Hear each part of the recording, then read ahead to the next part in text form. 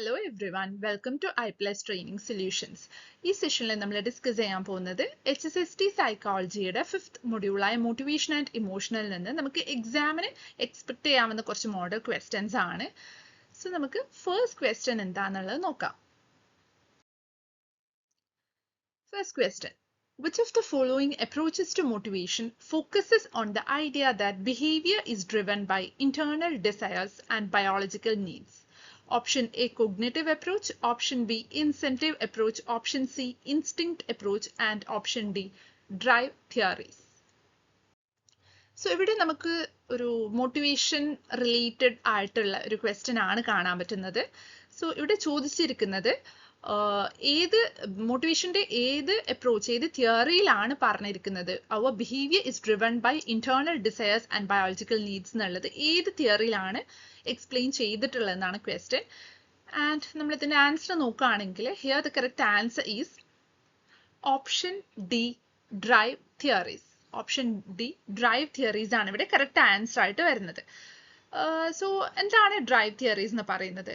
Actually, the theory was proposed by drive reduction theory was proposed by Clark Hull in 1943.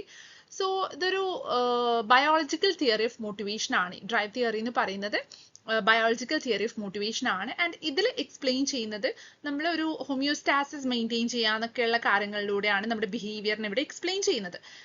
And ഈ ഒരു തിയറിയുടെ main idea main concept എന്താണെന്ന് വെച്ചാൽ നമ്മുടെ motivation എന്നുള്ളൊരു കാര്യം വരുന്നത് ബയോളജിക്കൽ നീഡ്സിൽ നിന്നാണെന്നാണ് പറഞ്ഞിട്ടുള്ളത്. അതായത് നമുക്ക് ഒരു ഇന്റേണൽ ടെൻഷൻ ഒരു ഡ്രൈവ് ക്രിയേറ്റ് ചെയ്തു തരുന്ന ബയോളജിക്കൽ നീഡ്സിൽ നിന്നാണ് നമ്മുടെ മോട്ടിവേഷൻ അറൈസ് ചെയ്യുന്നത്.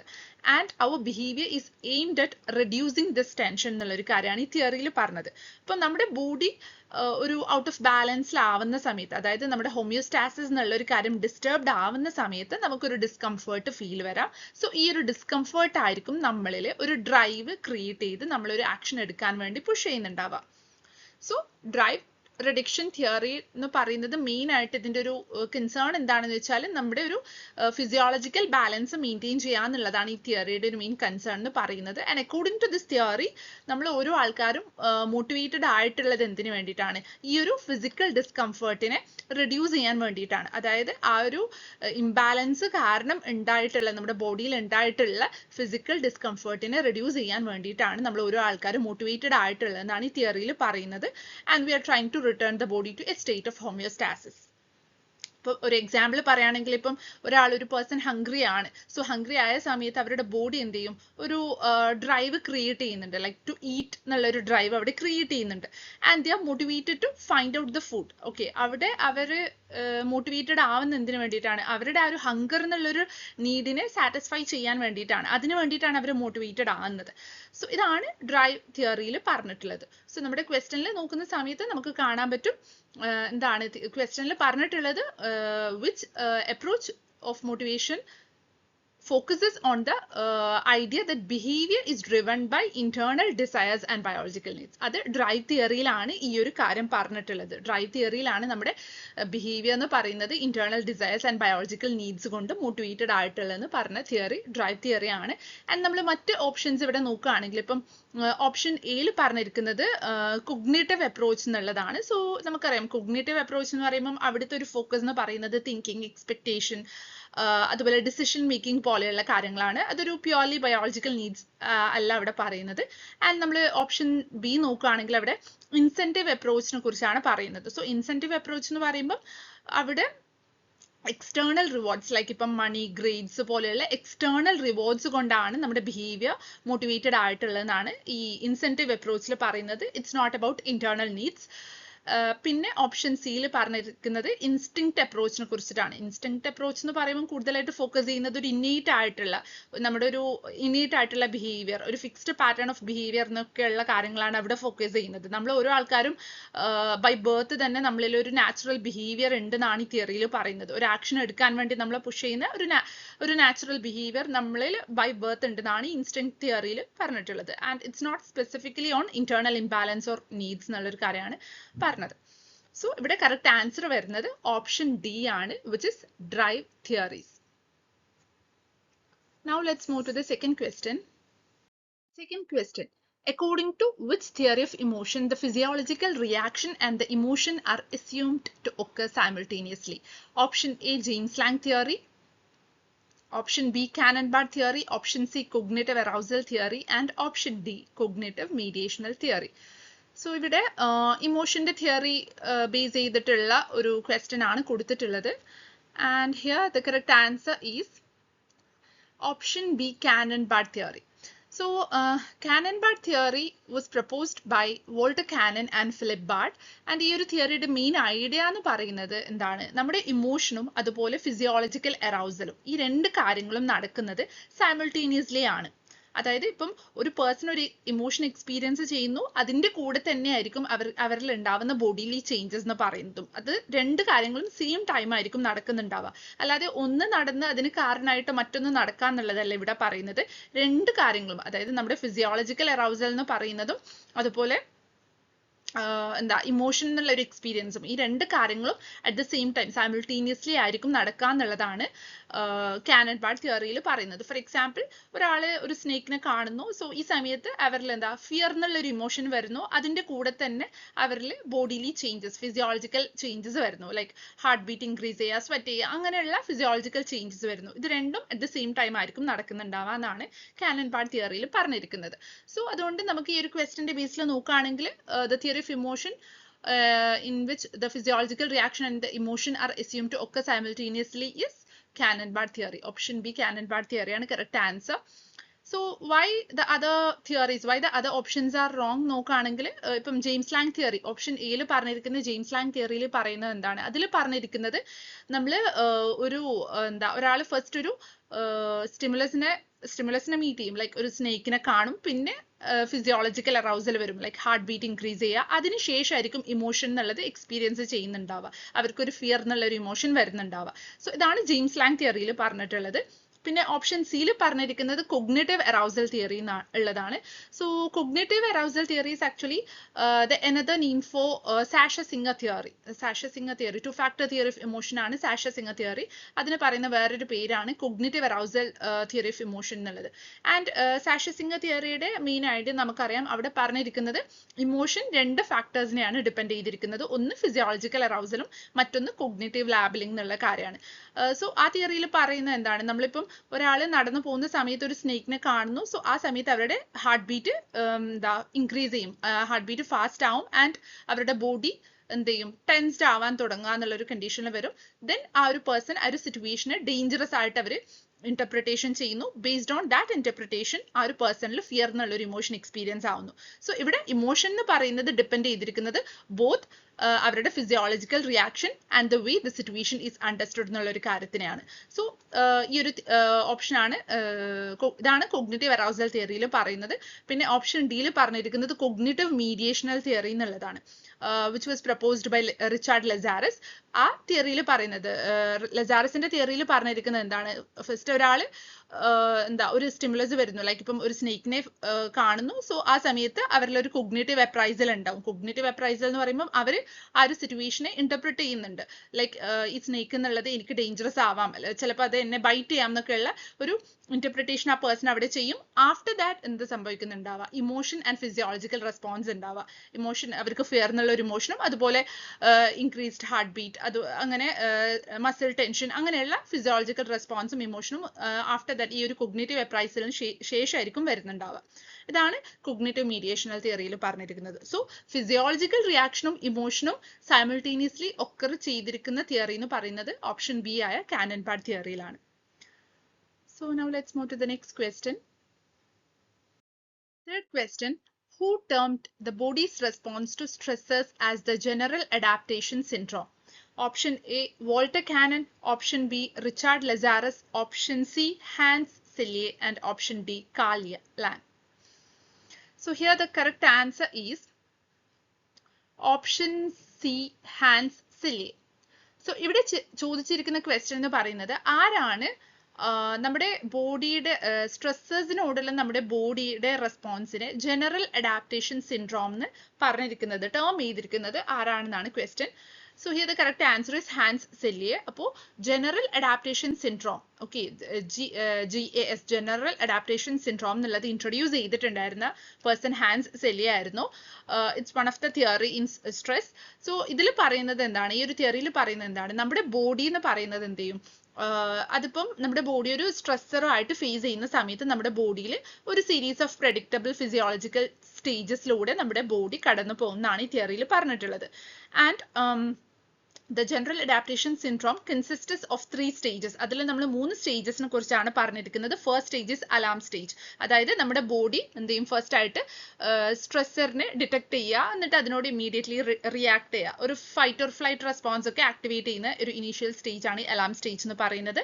സെക്കൻഡ് സ്റ്റേജ് ആണ് റെസിസ്റ്റൻസ് സ്റ്റേജ്. സോ ഈ ഒരു സ്റ്റേജിൽ നമ്മുടെ ബോഡി എന്ത് ചെയ്യും, ആ ഒരു സ്ട്രെസ്സറിനുമായിട്ട് കോപ്പപ്പ് ചെയ്യാൻ വേണ്ടിയിട്ട് അറ്റംപ്റ്റ് ചെയ്യുക, അതുപോലെ ആ ഒരു സ്ട്രെസ്സറായിട്ട് അഡാപ്റ്റ് ചെയ്യുക എന്നൊക്കെയുള്ള സംഭവങ്ങളാണ് ഈ റെസിസ്റ്റൻസ് സ്റ്റേജിൽ നടക്കുന്നത്. പിന്നെ തേർഡ് സ്റ്റേജ് ആണ് എക്സോഷൻ സ്റ്റേജ് എന്നുള്ളത്.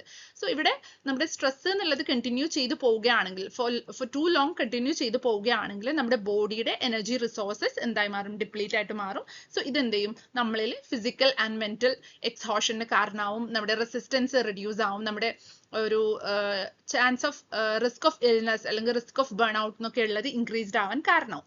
സോ ഇത് ഈ മൂന്ന് സ്റ്റേജസിനെ കുറിച്ചിട്ടാണ് ഈ ജനറൽ അഡാപ്റ്റേഷൻ സിൻഡ്രോമിൽ പറഞ്ഞിരിക്കുന്നത്. സോ നമ്മുടെ ബോഡിയുടെ സ്ട്രെസ്സേഴ്സിനോടുള്ള നമ്മുടെ ബോഡിയുടെ റെസ്പോൺസിനെ ജനറൽ അഡാപ്റ്റേഷൻ സിൻഡ്രോം എന്ന് വിളിച്ചിട്ടുള്ളത് ഹാൻസ് സെല്യെ ആയിരുന്നു. ആൻഡ് നമ്മളിവിടെ മറ്റു ഓപ്ഷൻസ് നോക്കുകയാണെങ്കിൽ ഇപ്പം ഓപ്ഷൻ എയിൽ പറഞ്ഞിരിക്കുന്നത് വോൾട്ടർ കാനനെ കുറിച്ചിട്ടാണ്. വോൾട്ടർ കാനൻ ആക്ച്വലി നമ്മുടെ കാനൻ ബാർഡ് തിയറിയിൽ പറഞ്ഞൊരു പേഴ്സൺ ആയിരുന്നു. അത് കാനൻ ബാർഡ് തിയറി പ്രപ്പോസ് ചെയ്തിട്ടുണ്ടായിരുന്നത് Walter Cannon and Philip Bard ആണ്. സോ അതാണ് വോൾട്ടർ കാനനെ നമുക്ക് റിലേറ്റ് ചെയ്യാൻ പറ്റുക. പിന്നെ ഓപ്ഷൻ ബി നോക്കുകയാണെങ്കിൽ റിച്ചാർഡ് ലസാറസ്. റിച്ചാർഡ് ലസാറസ് നമുക്ക് cognitive appraisal theory of stress propose ചെയ്തൊരു പേഴ്സൺ ആയിരുന്നു. അതുപോലെ കൊഗ്നിറ്റീവ് മീഡിയേഷണൽ തിയറി ഓഫ് ഇമോഷനും ലസാറസിന്റെ തിയറി ആണ്. സോ അതും ഒരു റോങ് ഓപ്ഷൻ ആയിട്ട് കാണാൻ പറ്റും. ആൻഡ് ഓപ്ഷൻ ഡിയിൽ പറഞ്ഞിരിക്കുന്നത് കാൾ ലാങ്ങിനെ കുറിച്ചിട്ടാണ്. സോ കാൾ ലാങ് ആണ് നമ്മുടെ James Lange theory of emotion നോക്കുകയാണെങ്കിൽ he developed the James Lange theory. William ജെയിംസിനെ കൂടെ പ്രപ്പോസ് ചെയ്ത തിയറി ആണത്. സോ അതും നമുക്കൊരു റോങ് ഓപ്ഷൻ ആയിട്ട് കാണാം. So here the correct answer is option C, Hans Selye. Now let's move to the fourth question. നമുക്ക് ഇവിടെ ഒരു മാച്ച് ദ ഫോളോയിങ് ക്വസ്റ്റ്യൻ കാണാൻ പറ്റും. Match the list 1 with list 2. So ഇവിടെ ലിസ്റ്റ് 1ൽ കൊടുത്തിരിക്കുന്നത് തിയറീസ് ഓഫ് ഇമോഷൻ ആണ്. And list 2ൽ കൊടുത്തിട്ടുള്ളത് ഈ തിയറീസ് പ്രപ്പോസ് ചെയ്ത തിയറിസ്റ്റിന്റെ നെയിംസ് ആണ്. സോ ഇതാണ് നമുക്കിവിടെ മാച്ച് ചെയ്യാനുള്ളത്. മോട്ടിവേഷന്റെ തിയറീസും അതുപോലെ തിയറിസ്റ്റിന്റെ നെയിമും ആണ് നമുക്ക് മാച്ച് ചെയ്യാനുള്ളത്. സോ ഇതിന്റെ കറക്റ്റ് മാച്ചിങ്, കറക്റ്റ് ആൻസർ എന്താണെന്നുള്ളത് നമുക്ക് നോക്കാം. സോ ഇതാണ് ഇവിടെ കറക്റ്റ് ആൻസർ ആയിട്ട് വരുന്നത്. അതായത് ഓപ്ഷൻ എയിൽ പറഞ്ഞിരിക്കുന്നത് ഡ്രൈവ് റിഡക്ഷൻ തിയറി എന്നുള്ളതാണ്. Drive reduction theory. So this theory was proposed by Hull. അത് ഫോർത്ത് ഓപ്ഷൻ ആയ ഹൾ, അതായത് ക്ലാർക്ക് ഹള്ളിനെ കുറിച്ചാണ് ഇവിടെ പറയുന്നത്. സോ ഇതാണ് ഫസ്റ്റ് ആൻസർ ആയിട്ട് വരുന്നത്. ഹൾ എന്നുള്ളതാണ്. ഡ്രൈവ് റിഡക്ഷൻ തിയറി പ്രപ്പോസ് ചെയ്തിട്ടുള്ളത് ഹള്ളാണ്. സോ ദിസ് തിയറി നമ്മൾ പറഞ്ഞിരുന്നു. ഈ തിയറിയിൽ എന്താണ് എക്സ്പ്ലെയിൻ ചെയ്യുന്നത്, നമ്മുടെ ബോഡിയിലെ നീഡ്സ് കോസ് ചെയ്തിട്ടുള്ള, നമ്മുടെ ബോഡിയിലുള്ള നീഡ്സ് കോസ് ചെയ്തിട്ടുള്ള ഡിസ്കംഫേർട്ട് റെഡ്യൂസ് ചെയ്യാൻ വേണ്ടിയിട്ടാണ് നമ്മൾ ആക്ട് ചെയ്യുന്നത് എന്നൊക്കെയുള്ള കാര്യങ്ങളാണ് ഈ ഡ്രൈവ് റിഡക്ഷൻ തിയറിയിൽ പറഞ്ഞിരിക്കുന്നത്. പിന്നെ ഓപ്ഷൻ ബിയിൽ പറഞ്ഞിരിക്കുന്നത് സൈക്കോജീനിക് നീഡ്സ് തിയറിനെ കുറിച്ചിട്ടാണ്. And this theory was proposed by Henry Murray propose ചെയ്തൊരു തിയറിയാണിത്. സോ മുർറെ ബിലീവ് ചെയ്തിട്ടുണ്ടായിരുന്നത് നമ്മുടെ ഹ്യൂമൻ ബിഹേവിയർ എന്ന് പറയുന്നത് ഒരുപാട് സൈക്കോളജിക്കൽ നീഡ്സ് കൊണ്ട് മോട്ടിവേറ്റഡ് ആണ്, which is arising from our internal mental process എന്നുള്ളൊരു കാര്യമാണ് മുർറെ പറഞ്ഞിട്ടുള്ളത്. സോ ഈ നീഡ്സ് ഒക്കെ ആക്ച്വലി നമ്മുടെ ഈ നീഡ്സ് എന്ന് പറയുന്നത് നമ്മൾ എങ്ങനെ തിങ്ക് ചെയ്യുന്നു, ഫീൽ ചെയ്യുന്നു, ഡിഫറെന്റ് സിറ്റുവേഷൻസ് എങ്ങനെ ആക്ട് ചെയ്യുന്നു എന്നൊക്കെയുള്ള കാര്യങ്ങളെ ഇൻഫ്ലുവൻസ് ചെയ്യുന്നുണ്ട്. ആൻഡ് അക്കോർഡിംഗ് ടു മുർറെ നമ്മളിൽ ഓരോ ആൾക്കാരിലും ഡിഫറെന്റ് ടൈപ്സ് ഓഫ് സൈക്കോജീനിക് നീഡ്സ് അല്ലെങ്കിൽ സൈക്കോളജിക്കൽ നീഡ്സ് ഉണ്ടെന്നാണ് മുർറെ പറഞ്ഞിരിക്കുന്നത്. ആൻഡ് ഓൾസോ അദ്ദേഹത്തിന്റെ തിയറിയിൽ മുർറെ about 20 സൈക്കോജീനിക് നീഡ്സ് ഐഡന്റിഫൈ ചെയ്തിട്ടുണ്ടായിരുന്നു. സോ ഇതാണ് സൈക്കോജീനിക് നീഡ്സ് തിയറിനെ കുറിച്ച് പറയാനുള്ളത്. പിന്നെ ഓപ്ഷൻ സിയിൽ പറഞ്ഞിരിക്കുന്നത് അറൗസൽ തിയറി ആണ്. So arousal theory was proposed by Yerkes and Dodson ആണ് ഇവിടെ പറഞ്ഞിരിക്കുന്നത്. സോ നമുക്കറിയാം അറൗസൽ തിയറി ഓഫ് മോട്ടിവേഷനിൽ പറയുന്നത് നമ്മുടെ ബിഹേവിയറിന് ഒരു നമ്മുടെ behaviour in terms of maintaining an optimal level of arousal എന്നുള്ളൊരു കാര്യമാണ് ആ തിയറിയിൽ പറയുന്നത്. അതായത് ആ തിയറിയുടെ മെയിൻ ഐഡിയ, ബേസിക് ഐഡിയ എന്ന് പറയുന്നത് എന്താണ്, നമ്മൾ ഓരോ ആൾക്കാരും മോട്ടിവേറ്റഡ് ആണ് to maintain an optimal level of arousal എന്നുള്ള ഒരു കാര്യമാണ്. ഒരു ടു ബോർഡോ അല്ലെങ്കിൽ ടു സ്ട്രെസ്ഡ് ആയിട്ടുള്ളത് അല്ല, നമ്മൾ എപ്പോഴും ഒരു optimal level of arousal maintain ചെയ്യാൻ വേണ്ടിയിട്ടാണ് നമ്മൾ മോട്ടിവേറ്റഡ് ആയിട്ടുള്ളത് എന്നുള്ളൊരു കാര്യമാണ് അറൗസൽ തിയറിയിൽ പറഞ്ഞിരിക്കുന്നത്. സോ ഈ അറൗസൽ ആൻഡ് പെർഫോമൻസിന്റെ റിലേഷൻഷിപ്പിനെ കുറിച്ച് എക്സ്പ്ലെയിൻ ചെയ്ത പേഴ്സൺസ് ആയിരുന്നു യെർക്സ് ആൻഡ് ഡോഡ്സൺ എന്ന് പറഞ്ഞ ആൾക്കാർ. So they proposed the Yerkes Dodson law. അവർ പ്രപ്പോസ് ചെയ്തൊരു ലോ ആയിരുന്നു യെർക്സ്-ഡോഡ്സൺ ലോ. അതിൽ പറയുന്നത് എന്താണ്, യെർക്സ്-ഡോഡ്സൺ ലോയിൽ പറഞ്ഞിരിക്കുന്നത് എങ്ങനെയാണ് ഡിഫറെന്റ് ലെവൽ ഓഫ് അറൗസൽ നമ്മുടെ പെർഫോമൻസിനെ എഫക്ട് ചെയ്യുന്നത് എന്നൊക്കെയുള്ള കാര്യങ്ങളാണ്. അതിൽ അവർ ലോ അറൗസൽ, ഹൈ അറൗസൽ, അതുപോലെ മോഡറേറ്റ് അറൗസലിനെ കുറിച്ചൊക്കെ എക്സ്പ്ലെയിൻ ചെയ്യുന്നുണ്ട്. ലോ അറൗസൽ ഒരു ലോ പെർഫോമൻസിലേക്ക് ലീഡ് ചെയ്യും എന്നുള്ളതും, അതുപോലെ ഹൈ അറൗസൽ എന്നുള്ളത് ഒരു പുവർ പെർഫോമൻസിലേക്ക് ലീഡ് ചെയ്യും. പിന്നെ മോഡറേറ്റ് അറൗസൽ എന്നുള്ളത് ഒരു ബെസ്റ്റ് പെർഫോമൻസ് അല്ലെങ്കിൽ ഒരു ഒപ്റ്റിമൽ പെർഫോമൻസ് എന്നുള്ള ഒരു രീതിയിലേക്ക് ലീഡ് ചെയ്യും എന്നൊക്കെയുള്ള കാര്യങ്ങളാണ് ഈ യെർക്സ്-ഡോഡ്സൺ ലോയിലൂടെ യെർക്സ് ആൻഡ് ഡോഡ്സൺ എക്സ്പ്ലെയിൻ ചെയ്തിട്ടുള്ളത്. അതായത് ഇങ്ങനെയുള്ള ഡിഫറെന്റ് ലെവൽ ഓഫ് അറൗസൽ നമ്മുടെ പെർഫോമൻസിനെ എങ്ങനെ എഫക്ട് ചെയ്യുന്നു എന്നൊക്കെയുള്ള കാര്യങ്ങളാണ് ഈ യെർക്സ്-ഡോഡ്സൺ ലോയിലൂടെ യെർക്സും ഡോഡ്സണും എക്സ്പ്ലെയിൻ ചെയ്തിട്ടുള്ളത്. പിന്നെ ഓപ്ഷൻ ഡിയിൽ പറഞ്ഞിരിക്കുന്നത് തിയറി ഓഫ് നീഡ്സ് എന്നുള്ളതാണ്. So this theory was proposed by David Maitland. So Maitland പറഞ്ഞിരിക്കുന്നത്, തിയറിയിൽ പറഞ്ഞിരിക്കുന്നത് എന്താണ്, നമ്മുടെ ഹ്യൂമൻ മോട്ടിവേഷൻ എന്ന് പറയുന്നത് it is influenced by certain learned needs. Okay, നമ്മൾ നമ്മുടെ ലൈഫ് എക്സ്പീരിയൻസിലൂടെയും സോഷ്യൽ ഇന്ററാക്ഷനിലൂടെയും അതിലൂടെയൊക്കെ ഡെവലപ്പ് ചെയ്യുന്ന ലേൺഡ് നീഡ്സ് കൊണ്ടാണ് നമ്മുടെ മോട്ടിവേഷൻ ഇൻഫ്ലുവൻസ്ഡ് ആയിട്ടുള്ളതെന്നാണ് ഈ തിയറിയിൽ പറയുന്നത്. സോ അക്കോർഡിംഗ് ടു മെക്ലാൻഡ്, നമ്മൾ ഓരോ ആൾക്കാരും നമ്മളിൽ മൂന്ന് മെയിൻ ആയിട്ടുള്ള നീഡ്സ് ആണ് നമ്മളിൽ ഡെവലപ്പ് ആവുന്നത്. ഓക്കെ, അതായത് നമ്മുടെ ബിഹേവിയറിനെയും മോട്ടിവേഷനെയും ഇൻഫ്ലുവൻസ് ചെയ്യുന്ന മൂന്ന് മെയിൻ നീഡ്സ് ആണ് ഉള്ളതെന്നാണ് മെക്ലാൻഡ് പറഞ്ഞിട്ടുള്ളത്. അതിൽ ഒരു നീഡാണ് need for achievement, second one is need for affiliation and third one is need for power. ഇത്രയും കാര്യങ്ങളാണ് തിയറി ഓഫ് നീഡ്സിലൂടെ ഡേവിഡ് മെക്ലാൻഡ് പറഞ്ഞിട്ടുള്ളത്. സോ ഇത്രയാണ് നമുക്ക് ഈ ഒരു ക്വസ്റ്റ്യനിൽ ഡിസ്കസ് ചെയ്യാനുള്ളത്. ഇതാണ് കറക്റ്റ് ആൻസർ വരുന്നത്. Now let's move to the last question. Fifth question, correctly arrange the components of emotion as explained in the two-factor theory of Sasha and Singer. Stimulus, option A stimulus, option B cognitive appraisal of arousal, option C general physiological arousal, and option D subjective experience of emotion. Choose the correct answer from the options given below. So ഇവിടെ സാഷ Singer theory, സാഷ സിംഗറിന്റെ two factor theory relate ചെയ്തിട്ടുള്ള ഒരു question ആണ്. So ഇവിടെ ചോദിച്ചിരിക്കുന്നത് അവരുടെ തിയറിയിൽ പറഞ്ഞിരിക്കുന്ന കോമ്പോണൻസ് ഓഫ് ഇമോഷനെ കറക്റ്റ് ആയിട്ട് അറേഞ്ച് ചെയ്യുക. അത് ഓർഡറിലല്ല ഇവിടെ കൊടുത്തിട്ടുള്ളത്, ബട്ട് അതിനെ കറക്റ്റ് ആയിട്ട് ഓർഡർ ചെയ്യാനാണ് പറഞ്ഞിരിക്കുന്നത്. സോ നമ്മളിത് ഓർഡർ ചെയ്യുന്ന സമയത്ത് ഇതിന്റെ കറക്റ്റ് ആൻസർ എന്താന്നുള്ളത് നോക്കാം. Correct answer is option B ആണ് ഇവിടെ കറക്റ്റ് ആൻസർ ആയിട്ട് വരുന്നത്. Option B. So Sasha Singer theory of emotion, which was proposed by Stanley Sasha and Jerome Singer, and this theory is also known as two-factor theory of emotion. And ഈ ഒരു തിയറിയുടെ main idea എന്ന് പറയുന്നത് എന്താണ്, നമ്മുടെ emotion depend ചെയ്തിരിക്കുന്നത് രണ്ട് ഫാക്ടേഴ്സിനെയാണ്. ഒന്ന് physiological അറൗസലും മറ്റൊന്ന് കോഗ്നിറ്റീവ് ലാബലിംഗും.